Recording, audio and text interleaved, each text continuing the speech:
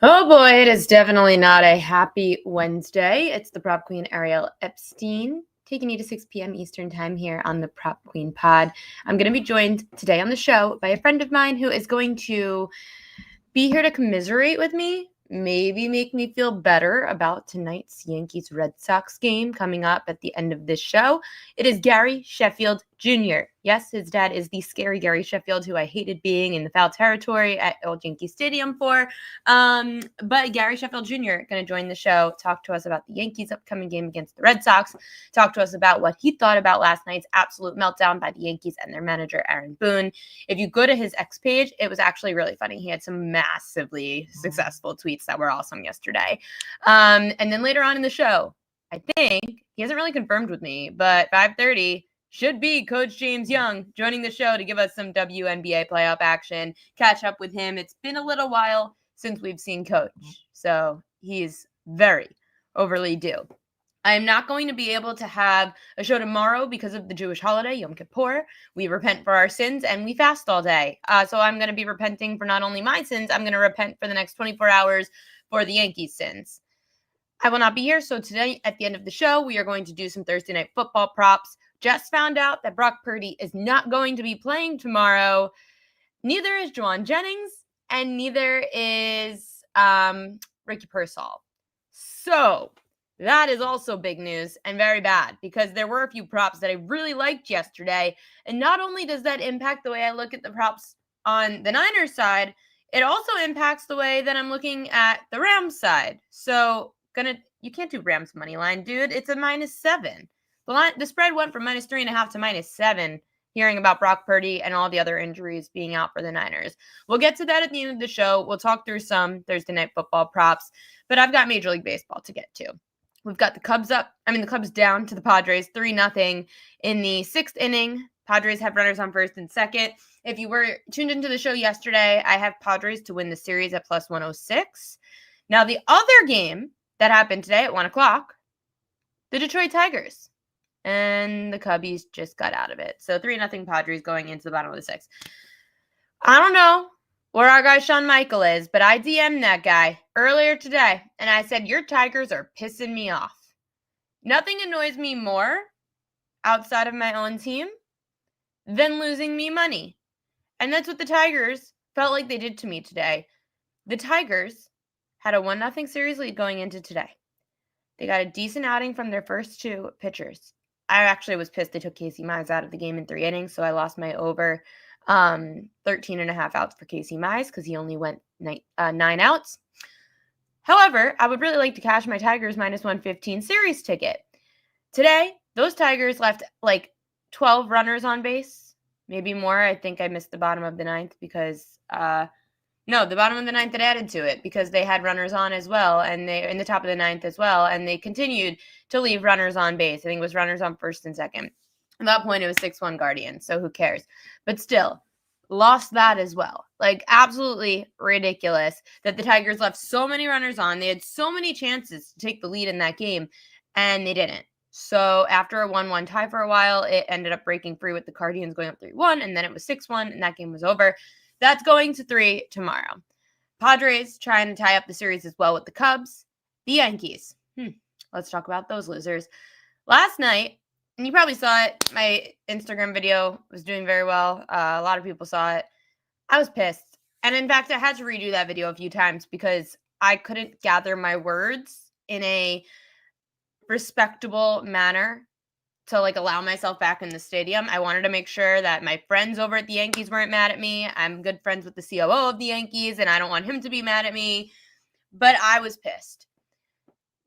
I'm also pissed because I have 2 managers / head coaches who don't clearly know how to do anything with their team anymore. Personnel, pitchers, whatever you want to say. But I'm going to leave John Harbaugh out of this today. We could talk about him on Monday. Aaron Boone, the Yankees manager. I have been very nice about Aaron Boone. I like Aaron Boone. Anytime I've seen Aaron Boone's been very kind to me. Aaron Boone has always made jokes at me when I'm around. We always smile. He's a very sweet guy. What he did last night was inexcusable. I've had time to think on it. I've had time to think on what Aaron Boone did, and I know that the argument for Max Fried to stay in or not stay in, sure. Obviously, I felt that Max Fried, as your ace, should have stayed in another batter or two because your bullpen has not been good. You are getting paid as an ace. You got like an 8-year deal. You got the extra year. You don't have Garrett Cole. This was Max Fried's time to shine, and he shone.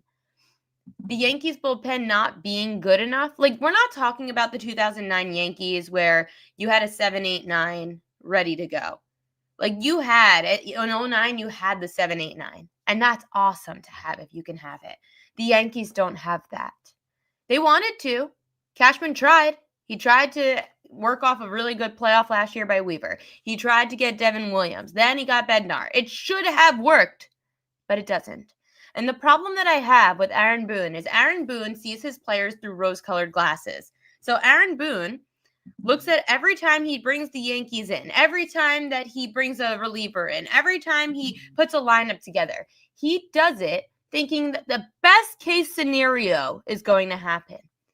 He doesn't live in a world of reality. The reality is Luke Weaver has been unreliable all of September. The reality is Devin Williams has been unreliable since he put pinstripes on. The only pitcher that the Yankees could rely on was David Bednar. But you had to figure out how to get there. So if you know this, and you know that your ace is pitching an absolute gem, to pull him out just felt wrong. Because my next guest I know is going to talk about if the roles were reversed, the same thing still would have happened. That was one of my favorite tweets he had yesterday. Sure, let's just say, because I did speak to my good friend Mark Feinsand. Mark Feinsand was a Yankees beat writer for many years. Now he's an MLB writer. I said, what did you think of that? He said, Fried's velocity was down. He doesn't blame Boone for taking out Fried. He does blame Boone for putting Weaver into the game. Weaver should not have been in that spot. Now we can move to the 9th inning, where the Yankees have bases loaded and no out with Aroldis Chapman. How do you not put a pinch runner in of any kind for Goldschmidt at that point? You know that Chapman gets wild. You know that Chapman, you could get in his head and F him up. You were his manager. You watched it happen. And yet, you leave the slow Goldschmidt on, who can't even tag up on a fly ball.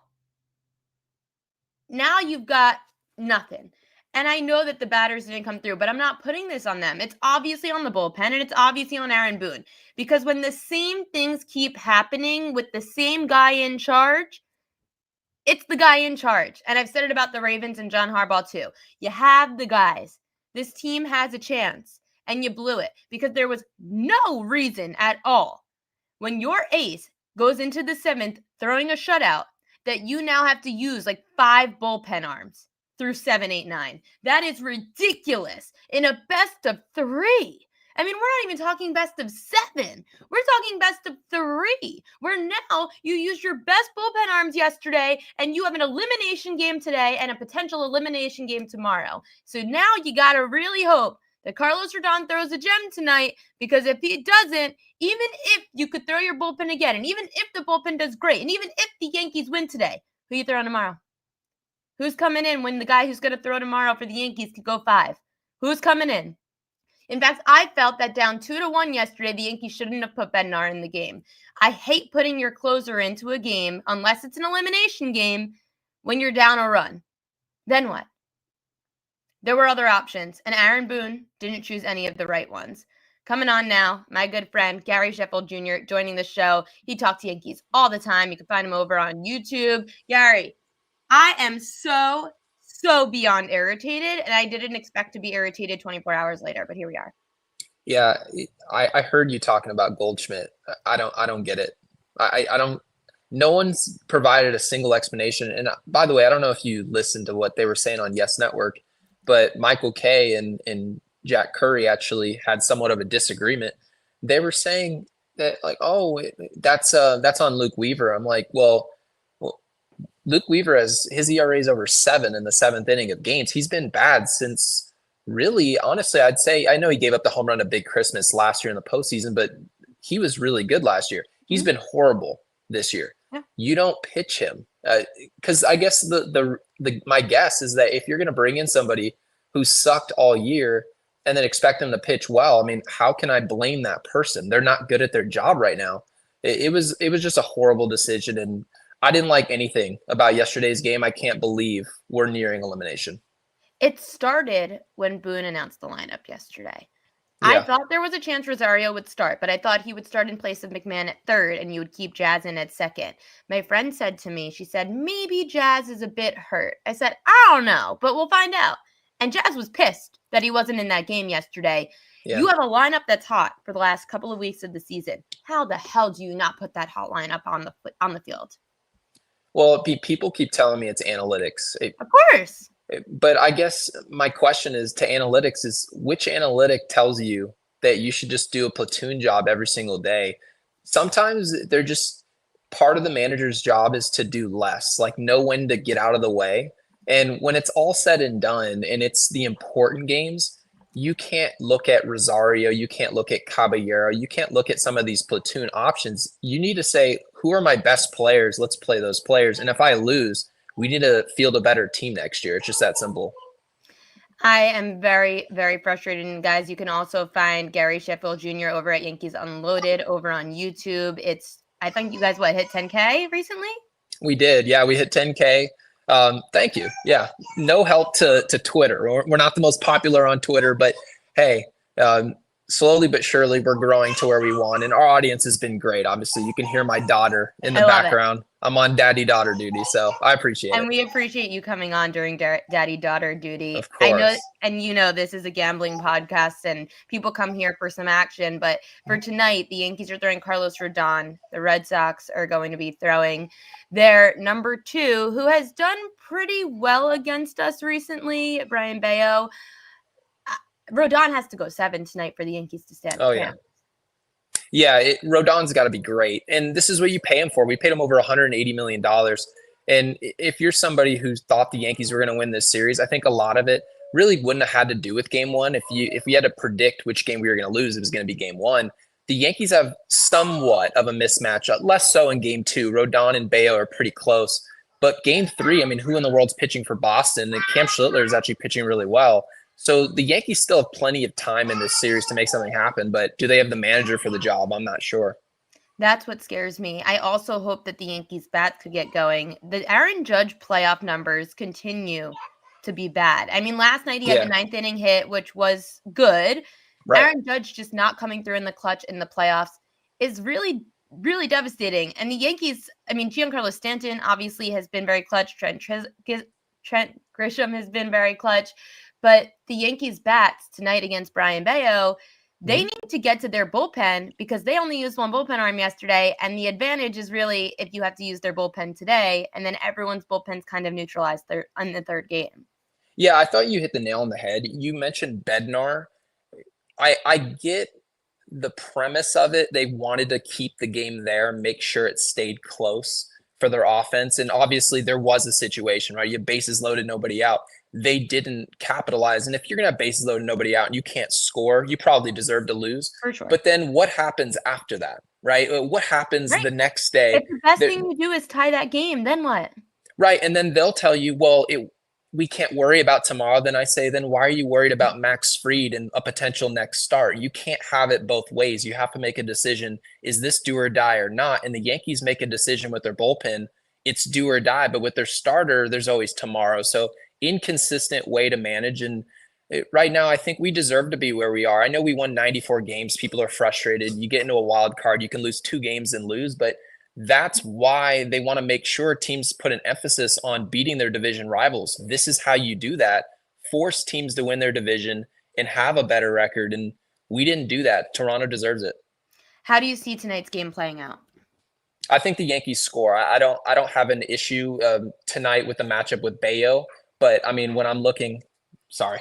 No, yeah, when I'm looking at Bayo, I'm thinking to myself like, okay, daddy-daughter duty. I think the Yankees will score, but what I'm interested in and what I'm worried about is what the bullpen's going to do, because I have a feeling that Devin Williams is going to be shown, right? Devin Williams is going to show his face. I know he's been pitching better, but he's also been pitching against the White Sox and some of the worst teams in baseball to get that streak going. Is it real? We have no idea. Sorry, I'm just popping off the screen. Uh, yeah.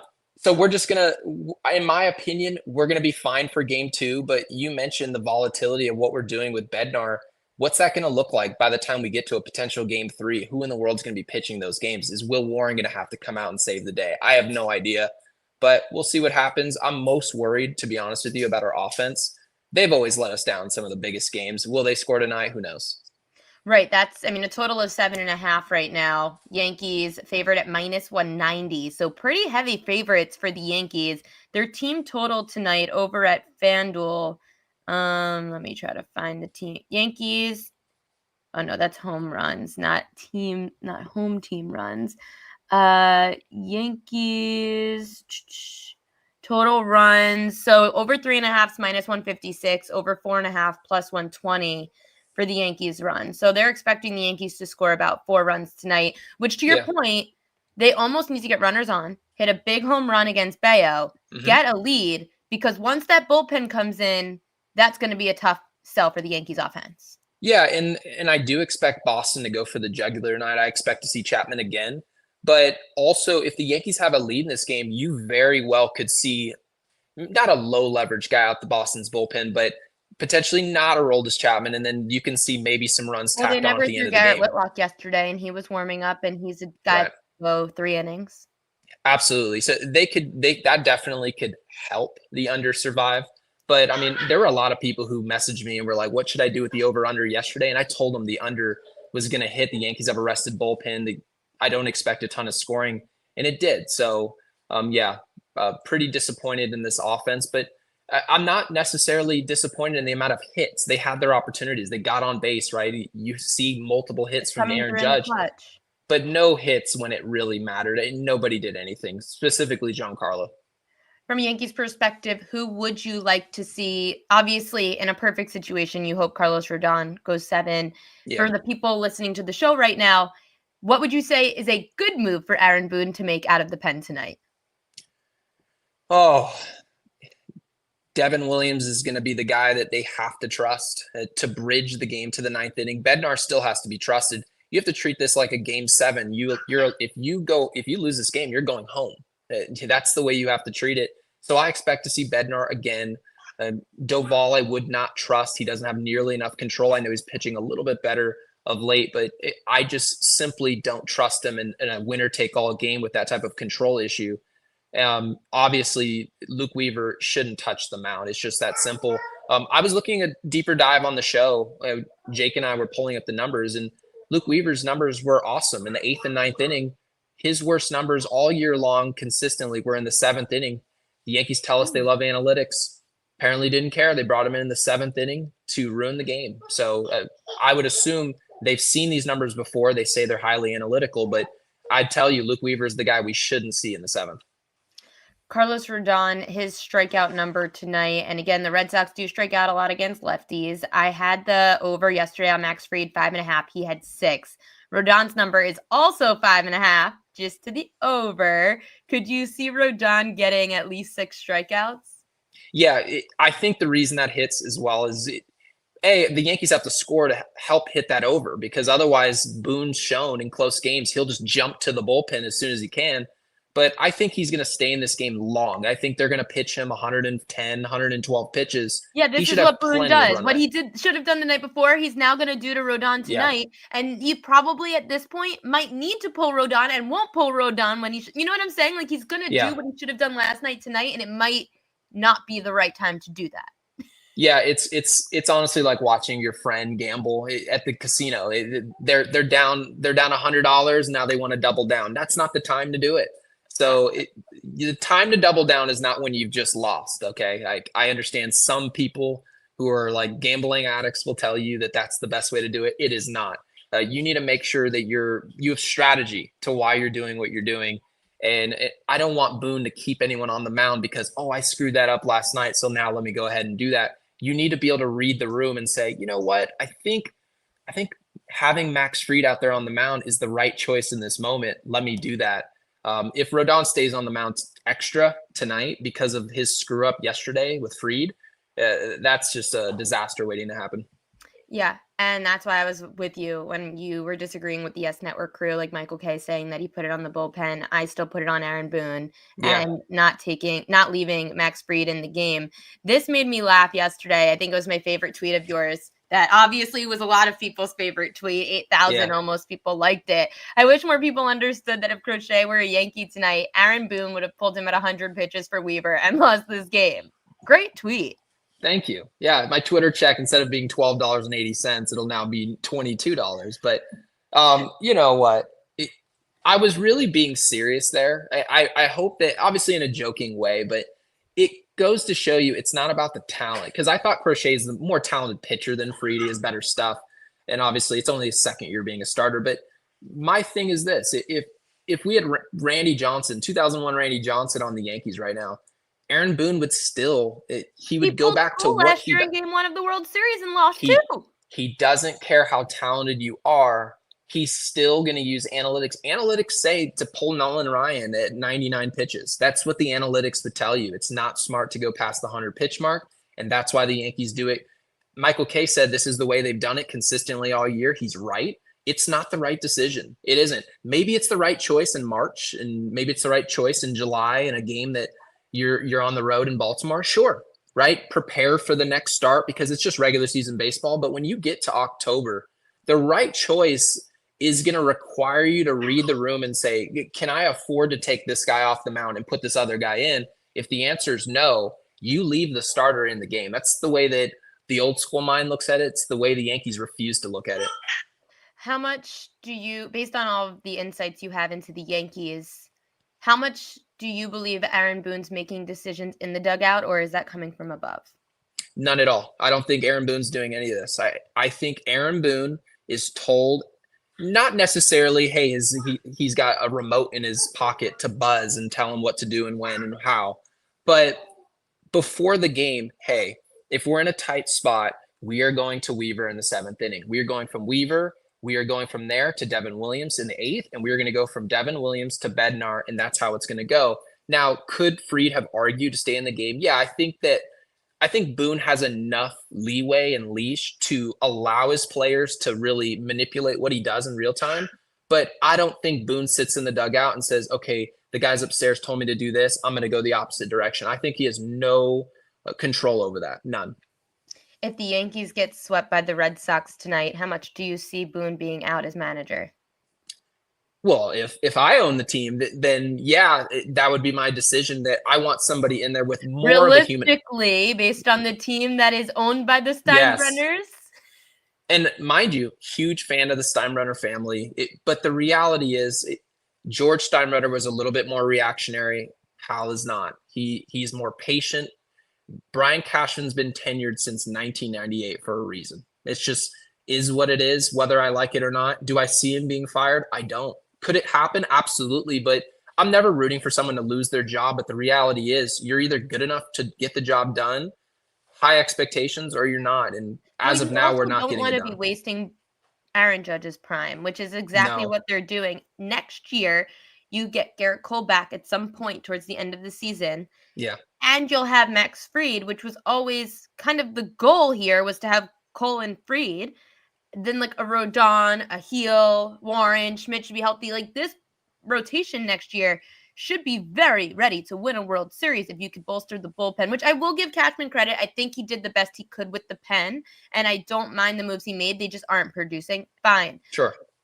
But if Aaron Boone's not the answer, which I feel he is not for me too, the next year feels like it should be Aaron Judge's year. And I say about John Harbaugh and Lamar Jackson all the time, like you don't want to be wasting a generational player's talent in his prime because your manager, your head coach is wrong.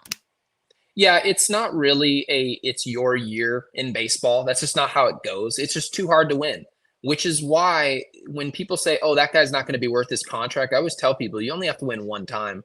But the issue is when you tell people, hey, this year just didn't bounce our way. Next year is going to be the year. Like Aaron Judge is going to be 34, like pretty soon.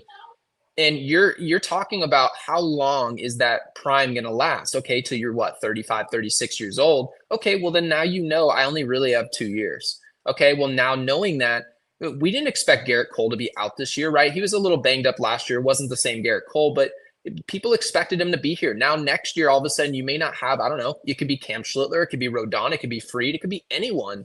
Could just be off the table, and then people are suddenly going to say, oh, well, when that guy's back, it's going to look awesome. People are hurt on every team every year, right? Padres, it was Jackson Merrill all year, wasn't there. For the Dodgers, Glasnow was down, Sasaki was down. Who was really healthy? Their bullpen was banged up all year. I mean, it was part of, some of our picks, but Ariel, everyone deals with injuries. I think the Yankees uses as an excuse to look towards next year more than any other team. Let's say Aaron Boone gets fired. Yeah. The question everyone always asks me is, if Boone gets fired, then who do you want? Who do you want, Gary Sheffield Jr.? You know what? Obviously, I think it's more – I would look more towards maybe a former player like a Jorge Posada, right? Obviously, former catchers are always I love somewhat former of the pick. catchers as managers. Yeah, and you can always make the argument that you want someone with experience. It's a high-priced job. You need to know what you're doing. But Jorge Posada's been in the dugout. You need to ask him if he'd want the job. Who knows? But you have to have the ability to do both. And what I mean by that is you need to be able to consume analytics and use them at your disposal. And you also need to be able to just say, hey, that would just be really stupid to do that, regardless of what the analytics telling me to do. And I think that's the way forward for the Yankees. Yeah, we're married to the analytics. We are. It's a gut feel thing. I remember Trouble with the Curve. I love that movie because it just shows how much the gut feel in your core knows when things right or wrong. That's what you should have as a manager. I love Stephen Vogt as a manager too for the Guardians. Yeah. When you can have someone who's been in the position to know how to manage a bullpen, I think that is so important. Tonight, very important game for the Yankees. Elimination, do or die. What's the final score? Oh, man. Well, I told you the over. So I'm going to go, I'll say 6-5 Yankees. I think the Yankees are going to find a way to score. They did hit Bayo the last time in Fenway, which was a surprise to me, but with the career numbers that a lot of these Yankees have against him. But I think the Yankees' back's against the wall. Jazz back in the lineup. He'll be motivated. I think Jazz is going to leave the yard. But the bullpen, I think, is going to be an issue. They're probably going to win the game similar to how Aroldis Chapman won it yesterday. Runners on, everyone's sweating. They get it done, and we scrape by to Cam Schlittler game 3. Ooh, that's already scaring me. World Series prediction you have? I had Seattle and Philadelphia with, I think, Seattle winning, given the fact Philadelphia lost their ace. So I'm going to stick with that. I know I'm insane for saying the Mariners are going to win the World Series. They just won the division for the first time in forever. I want to see a Mariners and Padres World Series just because as a baseball lover, I want to see two teams that have done it all right on paper, who have made the right moves at the right times, postseason, off season, during the season at the trade deadlines. Like, I feel like those two have done everything possible. They just can't get over the freaking hump. And I'm always rooting for teams that are aggressive. You don't want to see someone say, no, I want to keep those top prospects, and then we trade on the margins, and then all of a sudden that team wins the World Series. It's not deserved, right? I want the team who traded the number 3 overall prospect in baseball. Give me the Mason Miller, and then we win the World Series. I think it'd be a great precedent to set. I mean, honestly, I would love it. I would love it too for baseball. I know that I don't know necessarily how much gambling's your thing and whatnot, but did you bet at all on this game? I know you like the over. Any props for the Yankees-Red Sox? On this game, so no, I didn't bet anything so far on this game. So, I mean, we'll see. There's still some clock left. I've got time. I hope your wife's not listening. Oh, I'm not sure, but we'll see what happens. But I don't know. I still feel like Jazz is going to get involved. I don't know if anyone watched that post-game interview. They were saying, was Jazz banged up? He looked plenty healthy to me when he was turning around to the media. He was not happy. It's a great way to show, stop with the analytics, put the best players on the field. Jazz was pissed. He should have been. I absolutely agree. Jazz Chisholm deserved after the season to be in that starting lineup yesterday. Glad to see that Aaron Boone putting the right lineup out there today. Yeah. Gary Sheffield Jr., check him out over on YouTube. Yankees Unloaded. Him and Jake do an awesome job. Congrats on 10K. Congrats on being a new kind of I'll still deem you a new dad. It's awesome. You're thriving right now. Thank you. Yeah, no, really appreciate it. I know it's taken me a long time to join the show. This is like the first time I've ever joined a show from my phone, but It looks great. hopefully well, thank you. iPhone Looks 12, we're outdated, but it still works out. Me too. Oh my gosh. I'm waiting But for thank another you. show sponsor, and then I can upgrade myself. I would agree with you. They come and go in this industry. So we all know it best. We do. Gary Sheffield Jr., thank you again. Go Yankees. Hopefully we'll be able to talk later and be happy. Absolutely. Thanks, Ariel. Yeah. Coming on now, everybody in the chat, I know that you've been waiting. You've been asking. And I'm going to tell you right now, he was early because I watched him in the green room and I said to him, he said 5:30. And I said, yes. He never answered, though. He never answered me. So I just went with the blind trust. Then I answered him with ish because I know it's an ish. Let's bring him on. Coach James Young. Hi, Coach. See, listen, I had to do it. Now, I had to follow up Sheffy Jr. and Chef Sr. was is that really Gary Sheffield's son? Because I fucking love Gary Sheffield as a player. Now I'm a Met guy, so I remember he did his 500 home run with the New York Mets. I will want to bring that up to everyone right now. Shout out to the Yankees. I'm already telling you right now, Coach. Shout out to my guy Tom Vecchio. He's hot like fish grease. Make sure you hit him up. I hit earlier today with a two-leg parlay player prop to get a base hit. It was Manny Machado and Stephen Kwan.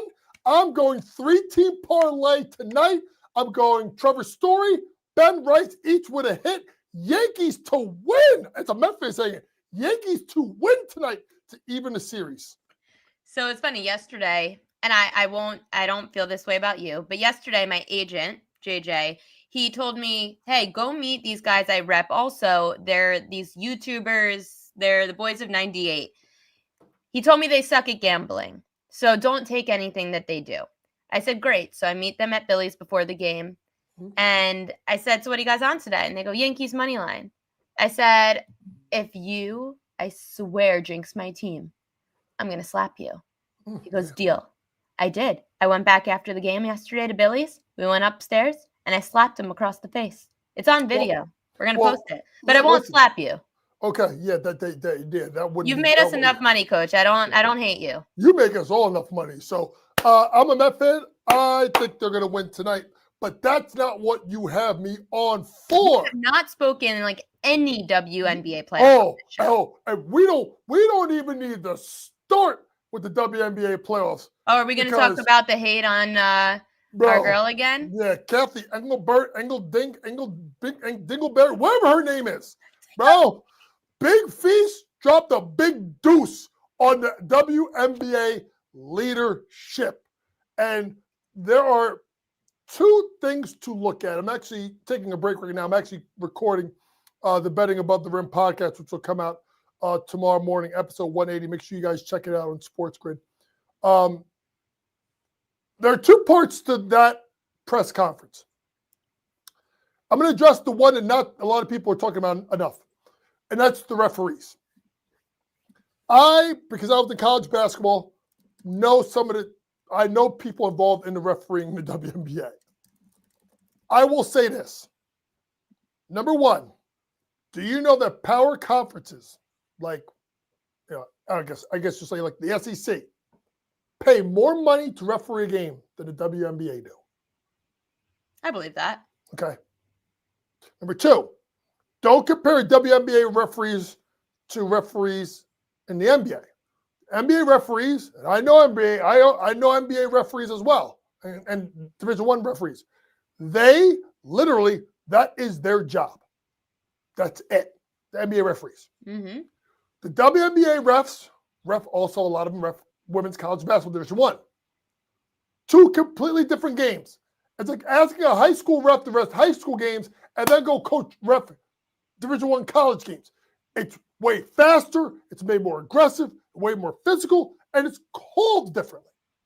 So if you want to fix the referee problem, get the right people evaluating the league and pay them more money, pay them full time, so that's their main job, so they can give you a better quality product on the floor. That's that. Now to the other comment.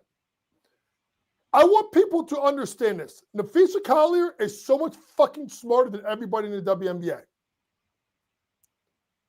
Ariel, what league does Nafisa Collier, what league did she found last year? She founded Unrivaled. Oh, and they're the competitor now to the WNBA. They also have a $250 million valuation. So with her running the league and running media rights deals with Brianna Stewart, she has an inner working of how negotiations work. She knows that there's money there. The number is 8. You know what that is? That's the percentage they get paid out of revenue for the WNBA. 8%. Oh my God, are you serious?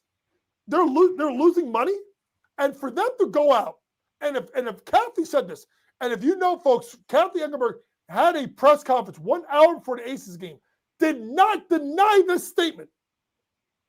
When Nafisa Collier talked about what Paige Beckers, Caitlin Clark, and Angel Reese brought to the WNBA, the quote was, they should be thankful for the WNBA to have a platform. Are you fucking serious?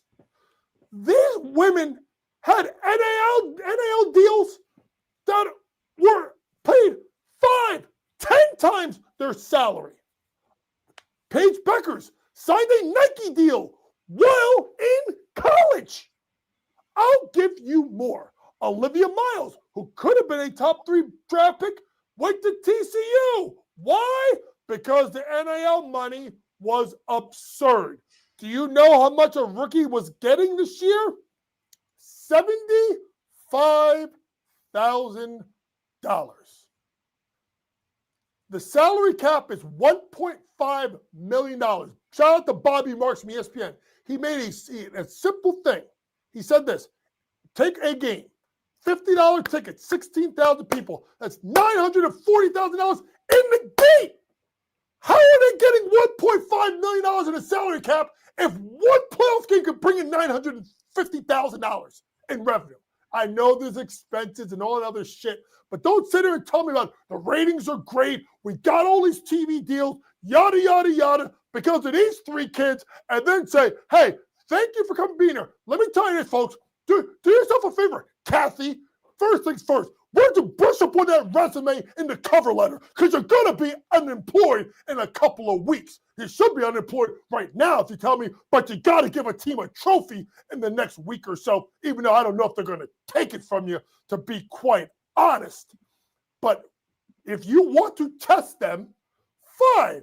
Let's have the WNBA in 2026 with no Paige, no injuries, and most importantly, Caitlin Clark, and let's see if the ratings go right back in the motherfucking toilet. I'm done. And what about the private jets? Oh my God. I mean, listen, Kathy's a Jersey girl, so I should be more respectful. But you done shot yourself in both feet. And now you're walking peg-legged. So you're walking like this because you don't know what's going on. Listen, it's simple. The ratings have been the best because of these 3 players. They brought the ratings from the NCAA Final Four. You have capitalized on it. Fucking own it. Give the players more money. It makes no sense to me how they don't see why the league has become talked about, more successful. You're finally getting talked about. You want to suppress that. Where do you see the female basketball world going in the next 5 to 10 years? Oh, let me tell you something. I'll tell you something that's even crazier. Could you imagine if Indiana would have won last night? And there was just a thought of like, is Caitlin going to come back? Is Caitlin going to come back? Those rumblings would have, like, I haven't heard. They would have went through the I know roof. we bring you on all the time, and I hear about WNBA when you talk. Ever since we've lost now some of the big Liberty names in the playoffs, now we've lost Caitlin Clark. Angel Reese obviously was on the Chicago Sky, your favorite. They suck. You've lost a lot of these big names throughout the year with injuries or the playoffs. I haven't heard the WNBA even hit my algorithm in the last few weeks. No, it hit it with the comments by Nafisha Collier. Yeah, that was the first time. And it was so smartly done because I know that she's getting a lot of support, right? But Caitlin Clark has said no comment. Let me ask you guys a question. Do you think Nafisha Collier was going to drop Caitlin Clark's name? And you don't think Caitlin didn't know about it? Caitlin's just being quiet, which is fine. I guarantee you, Fish went to Caitlin and be like, yo, I'm putting you in this, what I'm going to say. And I'm sure Caitlin Clark was going to be like, yeah, I should be getting paid more than fucking $75,000. I mean, let's just keep it real here, right? And it's so smartly done because here's why. And I'll say it because no one else will say it. You brought up 2 white players and a black player. So now you can't play race against each other. Everyone is united. You know what we're all united about? Captain needs to fucking step down or be fired. We're all united at that. Again, where do you see in the next 5 to 10 years the league going? If it's WNBA, if it's something else? It's going to continue to explode. Listen, I'll say this. My daughters are 12 and 10. As a father, I never pushed my kids to play basketball. They're actually they're phenomenal dancers.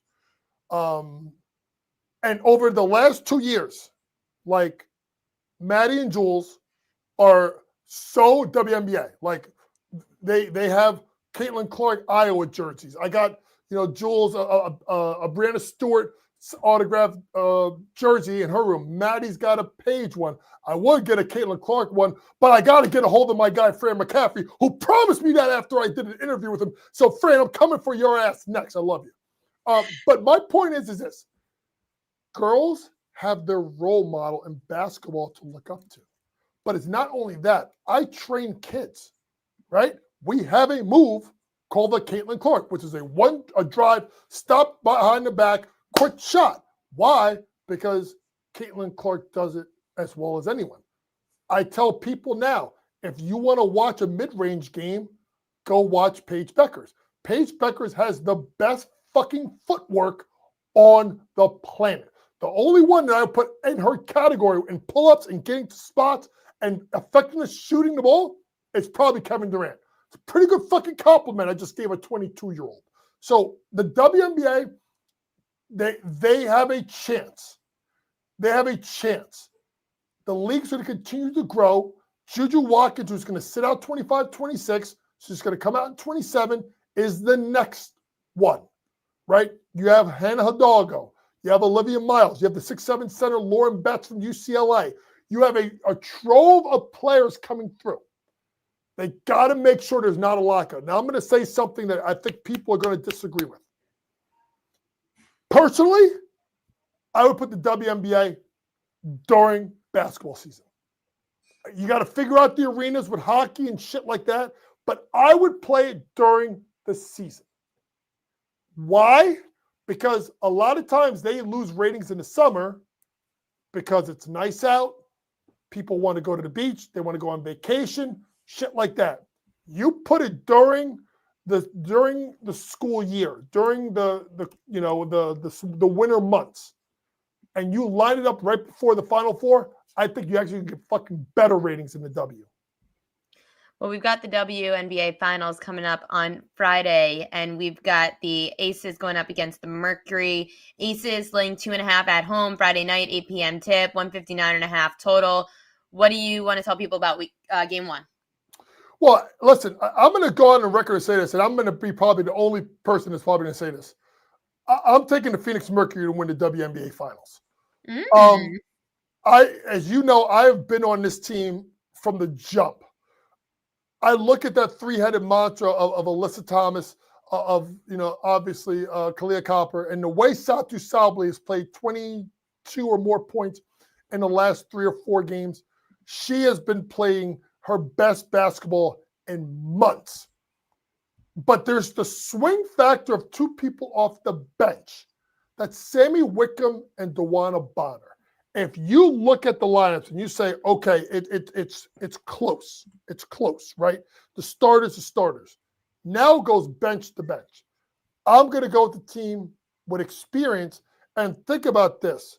Ready? And people are going to talk about the experience of Jackie Young, of Chelsea Gray, of Asia Wilson. Let me make sure I think I got this right. Alyssa Thomas, WNBA champion. Kalia Copper, WNBA champion.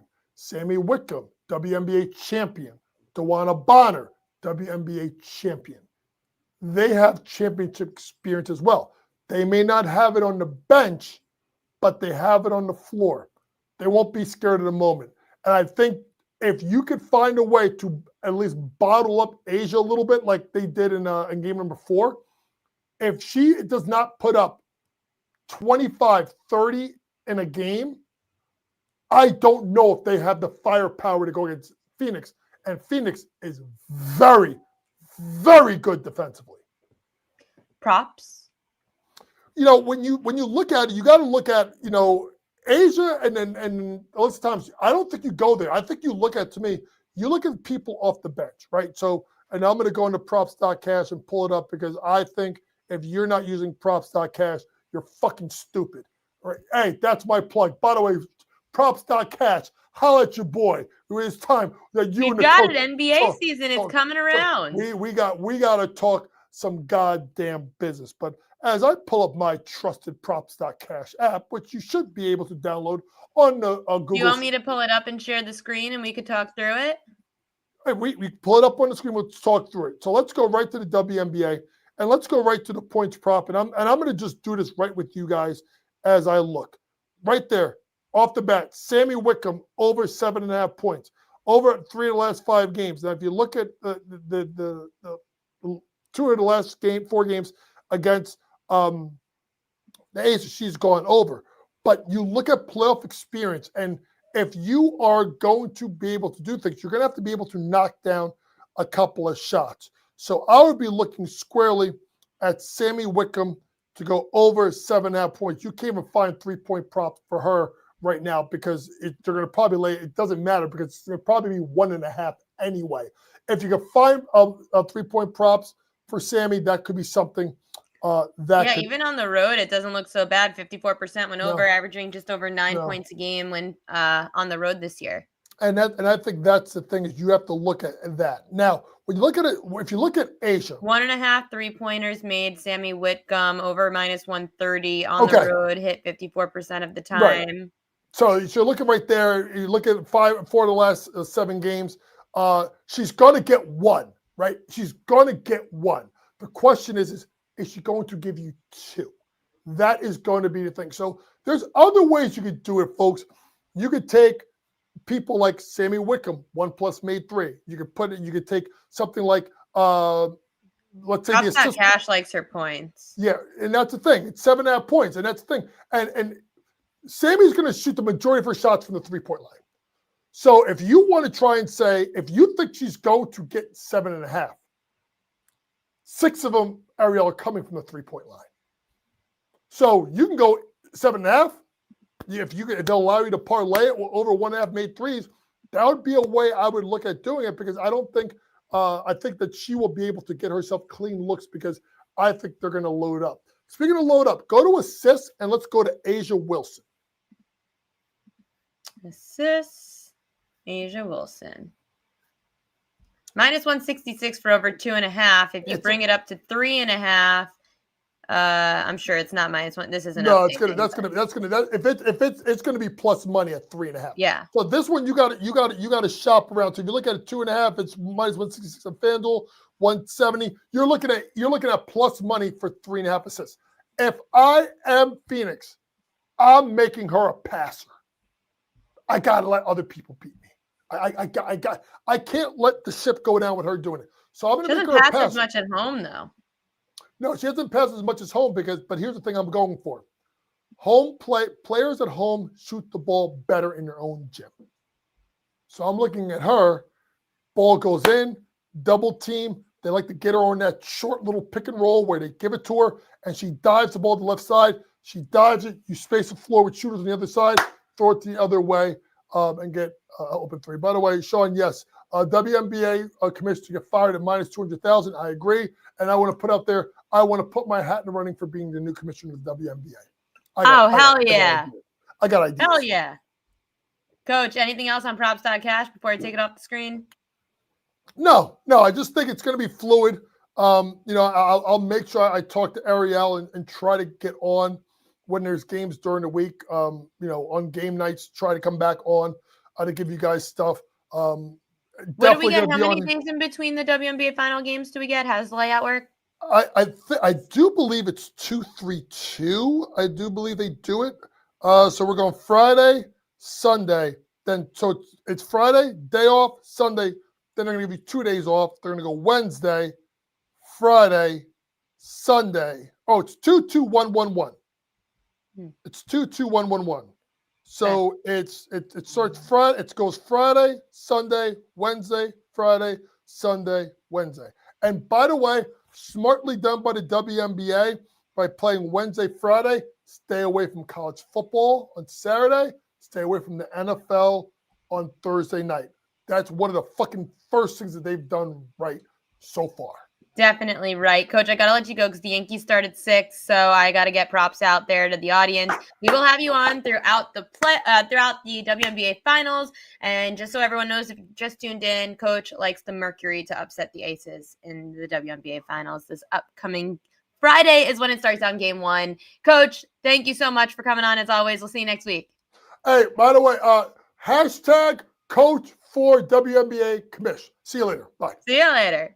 Coach also likes the Yankees today, so we are going to blame him if they lose. I mean, I'm not going to hit him in the face, but we are going to blame him. He says no.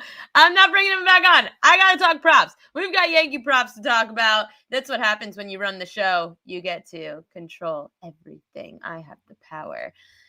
Propaganda. I guess I'll give you guys the graphic, even though I didn't make a graphic. Propaganda.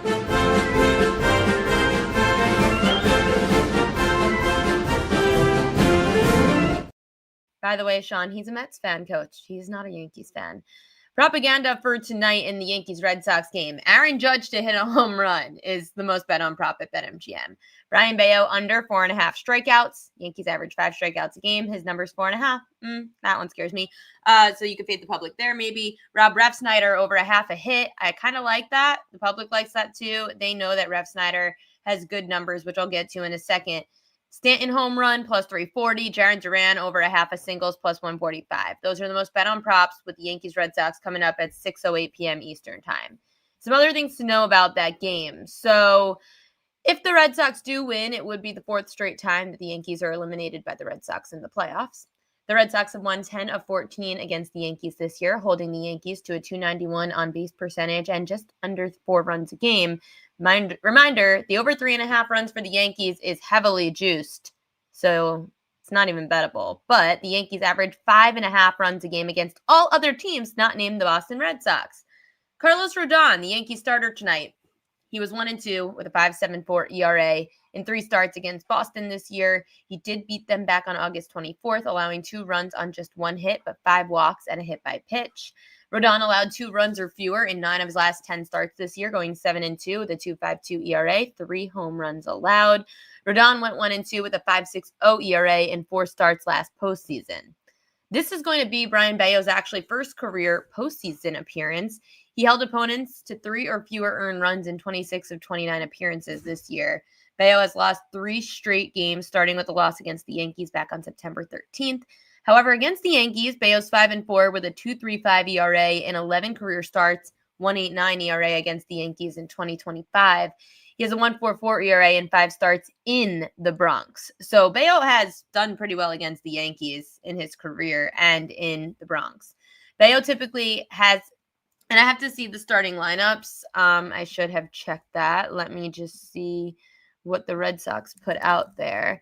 I'm just curious about the catching situation. So why did the Red Sox not put their lineup out? Here it is.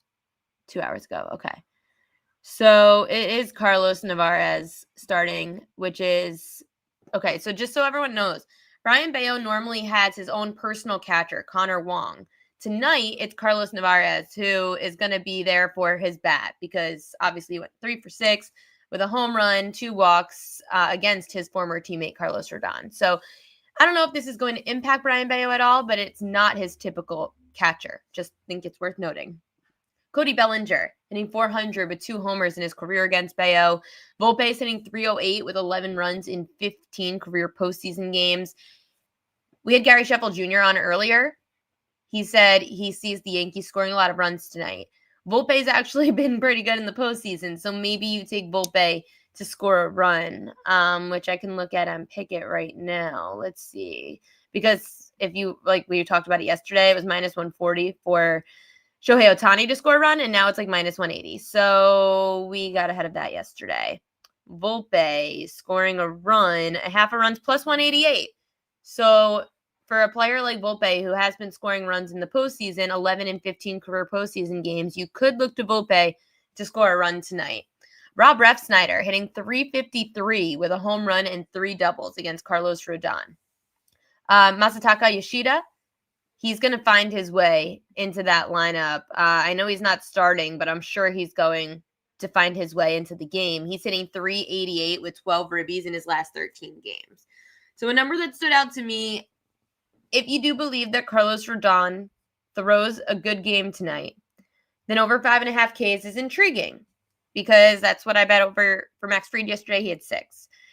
The Red Sox are averaging about 5.5 strikeouts a game. The mindset for the Yankees has to be you keep Rodon in as long as you can because you can't use too much of your bullpen again today if you're going to need them again tomorrow. So over Rodon Ks against the Red Sox team that does like to strike out, and I actually, if Rodon's on having a good day, he is a more strikeout pitcher than Max Fried. So that was the one that stood out the most to me in that game for a prop. You could do Volpe over a half a run scored. Rob Refsnyder was part of propaganda, so that scares me a bit. And the Bayo under 4.5 Ks is propaganda as well. I could see him going over against the Yankees team that averages 5 Ks a game. But Gary Sheffield Jr. does think this game goes over. This total is a bit higher than it was yesterday. Maybe the game, like Gary said, 6-5. I think that's very high, but it does make sense that the Yankees bullpen is going to struggle. And maybe the Yankees do start hitting home runs tonight. A sharp friend of mine said he was trying to bet Aaron Judge to get a hit. But that's too juiced anyway. So those are the stats to know about the Yankees-Red Sox tonight. Rodon's getting pulled. Any sign of trouble? I don't know if that's the case, Sean. They're going to have to use Rodon tonight. I think he has 15.5 outs.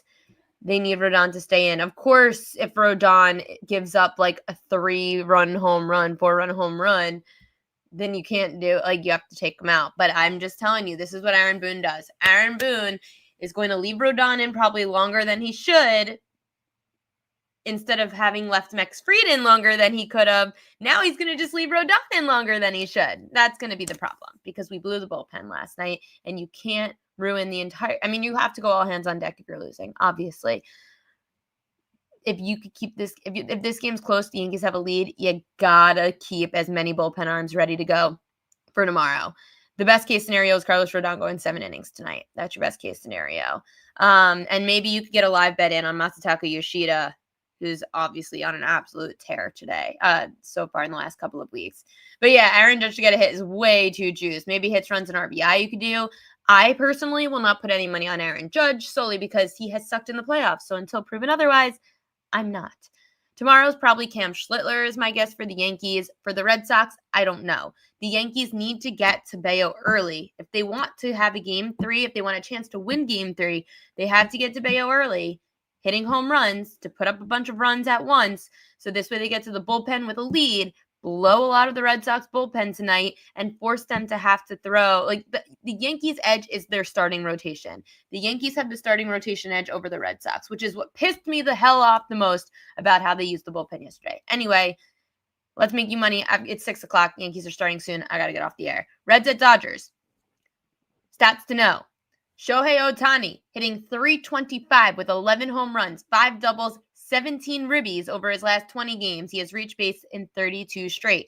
You guys missed it yesterday if you didn't take it. The over on the half a run scored for Ohtani cashed in the first inning. Minus 140, minus 145. That number is way gone today. It was like minus 185.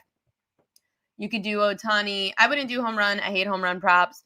You could do over total bases. You could do RBI for Ohtani. You could also look to over a half a run for Freddie Freeman, who's having a really good postseason, his last 6 postseason games overall. Freddie Freeman hitting .333, 4 homers, 12 ribbies, 6 runs scored, .958 slugging, and he doubled yesterday. So those are some offensive stats that you could look at for the Dodgers. LA's won 6 of their last 7 postseason games, dating back to Game 6 of last year's NLCS against the Mets. But weirdly enough, a really weird stat, if you don't have the PropQueen.com newsletter, I mentioned it today on the newsletter. The Dodgers have lost 7 of their last 9 Game 2s dating back to the 2020 NLCS against the Braves. They lost Game 2 last year to the Padres and the Mets. Just saying, it is Game 2. I'm not betting the Reds, but I'm just telling you, it is a weird trend that the Dodgers tend to lose Game 2s. They also don't typically play wild cards, I guess. Yoshinobu Yamamoto, starting for the Dodgers, finished the regular season on a run of 17 1/3 consecutive scoreless innings. He posted a .79 ERA over his last 5 starts of the season, held opponents to a batting average below 100. On the year, Yamamoto's 183 opponents average led the majors. The Dodgers have won all 4 of Yamamoto's starts last postseason. He owned a .386 ERA. The weird thing is, aside for the World Series, it was the only start. The World Series start against Yankees was Yamamoto's only start that he went deeper than 5 innings in the playoffs. The LA bullpen, .532 ERA in the last 17 games. Maybe it was because it was Yamamoto's last MLB postseason last year, his first MLB postseason, that Dave Roberts didn't want to leave Yamamoto in the game. I'm not going to bet an under on his outs, but I'm just saying he really doesn't go deep, Yamamoto, in these playoff games. At least, going back to last year. Yamamoto beat the Reds in Cincy July 28th with 7 innings of 1-run ball and a 5-2 win. Former Dodger Padres double play to close the game out. Hell yeah, Padres win and survive. Woo, woo, woo, woo. 3-0 Padres win. We go to Game 3 tomorrow. You, Darvish, you better not suck. We've got Padres at +106 to win the series. Whew. Okay, now I could shut that off. Thank goodness that game ended and didn't go to extras during my Yankees game. I don't have any money on the Yankees tonight. I don't have any money on the series. I have the Tigers and the Padres to win their series, so I am going to be sweating out a lot of Game 3s while I am starving myself on Yom Kippur tomorrow. Okay, former Dodger Gavin Lux. He could start today. I have to check lineups. I haven't gotten a chance yet. Could start, though. He sat for a lefty yesterday, but the former Dodger is hitting .359. 5 extra base hits in his last 12 games, including a pinch hit single yesterday. So you could look to some revenge spot for Gavin Lux tonight. Zach Littell getting the start for the Reds. He's allowed 36 home runs this season. That is the second most in the majors behind Jake Irvin. I'm not sure how long the Reds manager Terry Francona is going to leave Littell in. He pulled Hunter Green, obviously, yesterday, who struggled in just 3 innings. Rookie Chase Burns is available, so maybe he gets a shot backing Littell. The Reds have won each of Littell's final 4 starts. 3 were against postseason teams, Padres, Cubs, Brewers. Littell put up a .380 ERA in those games, allowing 2 home runs. So as long as he limits the home run ball, which is very hard to do in LA against the Dodgers, but I don't think Littell really stays in that game very long. Max Muncy, 2 for 5 against Littell with 2 home runs. Long Beach native and Cincinnati Red Spencer Steer is hitting .276 with 4 home runs and 13 ribbies in his last 19 games. You could look, I don't think this number exists anymore. I saw it over 2.5 for Zach Littell K's at -135. It went up to like -160, and now it's 3.5 with plus money to the over in most spots. To me, 2.5 was the key number. It was out this morning. Short leash scares me, but he's had at least 3 strikeouts, Littell, in 7 straight road games. The Dodgers have gone over 2.5 strikeouts against the starter in 9 of the last 10 against righties. That is a number if you would like to SGP or something, 3+ Ks or whatever you want to do with that. Sure, if you want to.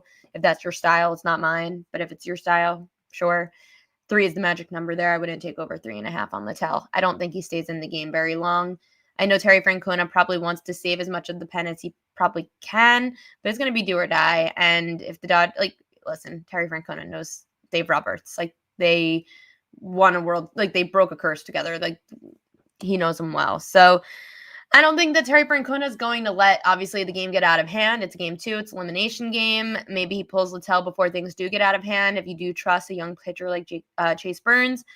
But I thought 2.5 was just, if you're going to bet numbers, I just thought that was a very low number against the Dodgers team that struck out more this year than usual. if you want to back the Dodgers in some capacity, their team total over is 2.5 runs in the first 5 innings, minus 115. The Dodgers are averaging 3 runs per first 5 at home. We saw that last night. So you could take the Dodgers first 5 team total over if that's something you would like. And mid-major Matt like that as well. Mason Miller will need to pitch again tomorrow for the Padres. Yeah, okay, so what? Whatever. He's great. I love Mason Miller. Listen, tomorrow is do or die game 3 for the Padres. The reason that you are potentially a team that could win is because you've got a great bullpen. Padres, let's do it. Step it up. And the Cubs basically, like, how many pitchers did the Cubs throw today? I know the Cubs had to throw a decent amount of pitchers today. Schedule. Cubs. The Cubs threw Kittredge to start for an inning. Imanaga went 4. Rogers, Mike Soroka. So they had 1, 2, 3, 4, 5, 6 pitchers, the Cubs, that ended up going today.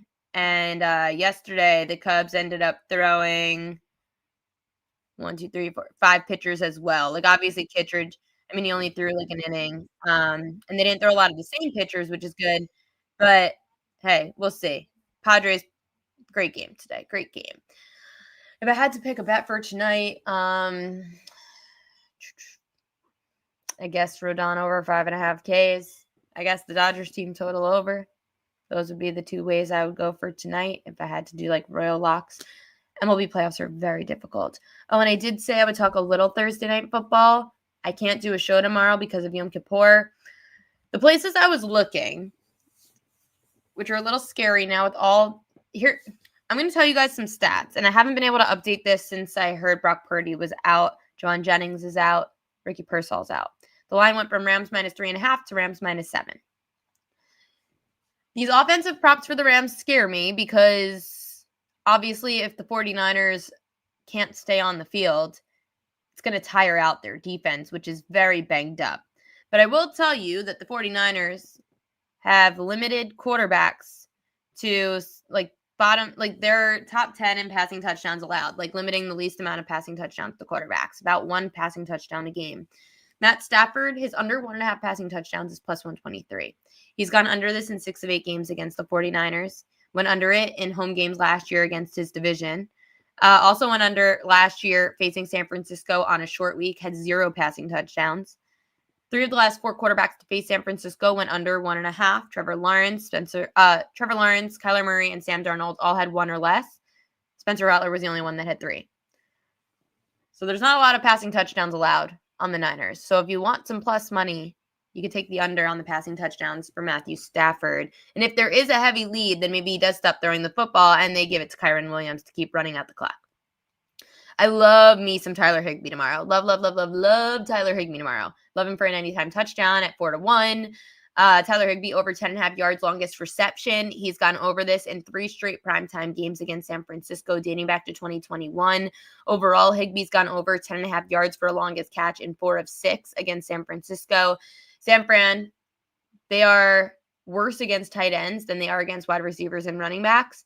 A ton of injuries to the Niners front 7 as well, so that's going to help Higbee get open and get in space.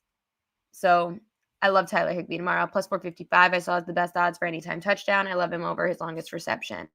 I did like me some Christian McCaffrey unders, but now I'm not so sure about that with the change to Mac Jones, with all of the issues that are going on with the Niners and their injuries. But the Rams are allowing the 2nd least receiving yards per game to running backs and the 9th least rushing yards per game to running backs. Just keep that in mind about how good the Rams have been against running backs. I did like Juwan Jennings over his longest reception, but he's not playing tomorrow. So Niners props, those are going to be a little difficult to handicap, but I love me some Tyler Higbee tomorrow. So definitely be looking at that. Oh, he got moved to doubtful? I saw questionable. I don't know. We'll see. His props were out, so I thought maybe that was a good thing. But just so you know, the Niners do struggle against tight ends. So if it's not Higbee, look back in the depth chart for somebody else. But I do think that a tight end scores for the Rams, or at least has some kind of great catch, maybe go over receptions. Look at tight ends against the 49ers, because that's exactly where they struggle.